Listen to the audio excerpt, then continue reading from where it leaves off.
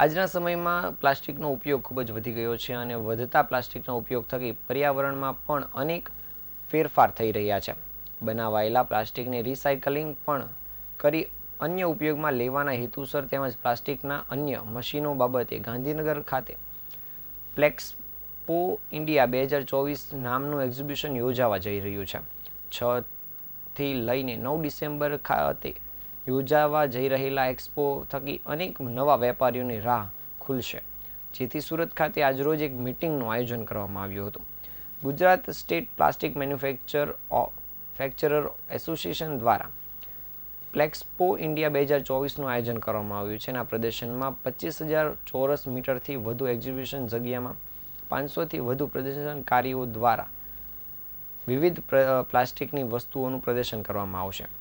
6 ડિસેમ્બરથી લઈ 9 ડિસેમ્બર દરમિયાન ગુજરાતના ગ્રીન કેપિટલ સિટી ગાંધીનગરના હેલીપેડ ગ્રાઉન્ડ ખાતે આ પ્રદર્શન યોજાશે, જેમાં ખાસ પ્લેક્સપોમાં ઇન્ડિયા પ્લાસ્ટિક ઉદ્યોગ અને સમાજ બંનેમાં નોંધપાત્ર યોગદાન આપી ઉદ્યોગને સમર્થન અને જોડાવવા માટે તમામ પ્લાસ્ટિકના મેન્યુફેક્ચરર્સ જેમ કે સૌરાષ્ટ્ર રાજકોટ સહિતના સભ્યોની સક્રિય ભાગીદારીથી ઉદ્યોગને નવી દિશા મળશે.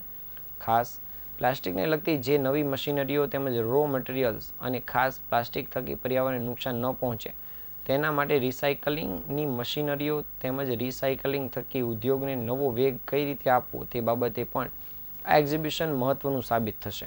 એક્ઝિબિશનના અનુસંધાનમાં સુરત ખાતે એક મીટિંગનું આયોજન કરવામાં આવ્યું હતું, જેમાં મોટી સંખ્યામાં પ્લાસ્ટિક ઉદ્યોગકારો ઉપસ્થિત રહ્યા હતા.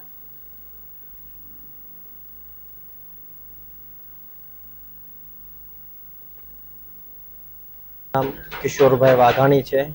હું સાઉથ ગુજરાત પ્લાસ્ટિક મેન્યુફેક્ચર એસોસિએશનના પ્રમુખ છું. આજે જે પ્લેક્સપો ગાંધીનગરમાં ડિસેમ્બરમાં થવા જઈ રહ્યો છે એનો આજે એક પ્રમોશન શો અહીંયા રાખ્યો છે.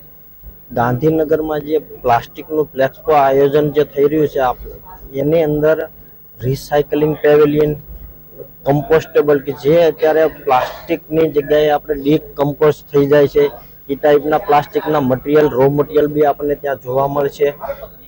અલગ અલગ પ્રકારની નવી મશીનરીઓ જોવા મળશે. તદ્દન નવી આખી ટેકનોલોજી જે આવી છે જે રિસાયકલિંગમાં બી કઈ રીતે આપણે આજે ઘણી વખત એવું થાય કે રિસાયકલિંગ શું એટલે રિસાયકલિંગ એકચ્યુઅલી કઈ રીતે કરવું ને એનો બી આખા લાઈવ ડેમો આપણને ત્યાં જોવા મળે એવું છે. તો દરેક અમે લોકોને આપણે એક વિનંતી કરીએ છીએ કે ત્યાં આવો, તમે જુઓ કે પ્લાસ્ટિક શું છે. એ એકચ્યુઅલી આપણને નડતર રૂપ નથી, પણ જો એનું વ્યવસ્થિત આપણે રિસાયકલિંગ કરીએ તો આપણે એનું એકદમ સોલ્યુશન કરી શકીએ એવું છે. Thank you.